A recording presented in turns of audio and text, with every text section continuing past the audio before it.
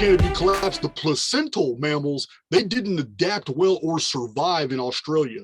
We're talking about lions, tigers, bears. We're talking about raccoons. We're talking about the normal mammals that are around the entire rest of the world outside of New Zealand, outside of New Caledonia, outside of Tasmania, and outside of Australia. We're talking about the normal mammals that the rest of the world is familiar with.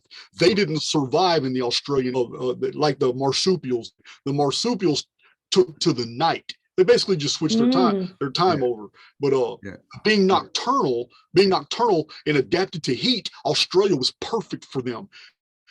What I'm telling you is the marsupials were worldwide because the vapor canopy was worldwide, but they didn't survive. Just like the regular placental mammals like lions, tigers, and bears couldn't survive in the Australian outback and all that, the marsupials could. The inverse is true for the marsupials. They were worldwide too. We have marsupial fossils all over the world, but they're not all over the world anymore, except for one that has been spread all over the world. That's the opossum.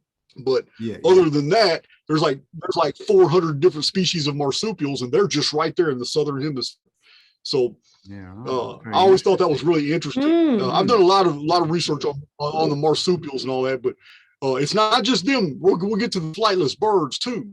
But lowering the sea level to vapor canopy conditions would make many islands much larger and shallows to be above sea level. Just imagine it in your mind. Much of the Pacific would be walkable, and the distances between islands and gigantic land surfaces, it'd only be 1 or 2 or 3 days sail. Easter Island in the South Pacific on the South American side is absolute proof that the sea levels have raised drastically, because the gigantic heads on rock, the island of Easter Island, and would have required a massive forest and an island that is far larger than the one that is there now.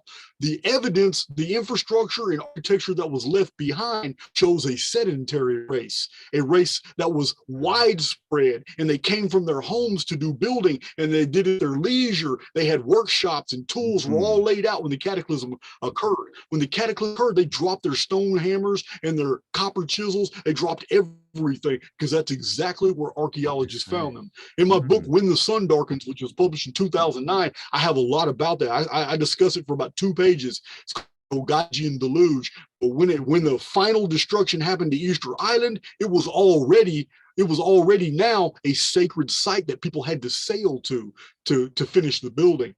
But originally, it was a huge mountain community attached to a city, just like Matalinum.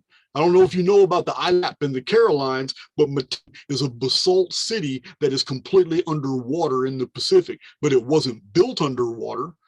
You follow me? This is something some of your listeners can Google. You can Google the ruins of the Isle of Yap. It will blow your mind to see those pictures of what's been found there. Japanese archaeologists even found 8-foot tall skeletons in the 1930s. No, these aren't coins. They had basalt. They built their all their structures were built out of basalt columns, octagonal crystalline basalt columns. We don't even know how you can lift something like that. A forklift would flip over trying to lift over one of those basalt columns. But that's in the Pacific though. It shows that we're only looking at a settlement that was at the top of a mountain. Well, Easter Island, flightless birds. Most people ignore this enigma, but flightless birds, there's so many different kinds, but they're native only to the southern hemisphere. Many different species. Yeah, but they're only native to like the southern hemisphere. They didn't develop independently, but they did. So in a world where the land bridges were in place, all lands were connected in the southern hemisphere. The vapor canopy world was one gigantic landmass with lakes, seas, and rivers, just the opposite of what it is today, which is almost all Oceania and just broken up with land. It wasn't like that.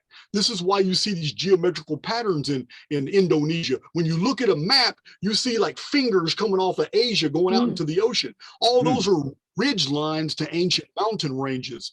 And if you use your imagination and just put the water lower and lower, you'll see the land spread out. It was all dry land at one time. But the marsupials, They may not have been native to the southern hemisphere. There is evidence they were worldwide, but that's where they survived in the largest concentrations. And this too is a clue. In the southern hemisphere, the insects, flora, and fauna of the vapor canopy world, they died out north of the equator, but they continued to survive in the south. So did the flightless birds. They were worldwide too. Flightless birds and marsupials are so widespread in the southern hemisphere because much of the landmass was passable land bridges until the day the sky fell. It was a Phoenix event that altered the sea levels and isolated Australia from the rest of the world today. Yeah, that makes total sense, because I've always understood that New Zealand and Australia were completely, you could walk to New Zealand from Australia, they're all interconnected, that we are in essence living on the highest points of the realm, that everything else is underwater. And you're right, I've always known that the ridges are the mountain ranges, and that's been since the vapor canopy has disappeared. Yeah. Well, the whole Easter Island thing too, I was going to say, is the story we get is that they were so stupid that they cut every single tree on the island down, and that killed their society. I mean, that doesn't make sense. But what makes sense is the forest were lower down. Yeah. That was a very stupid description. Yeah. You're right.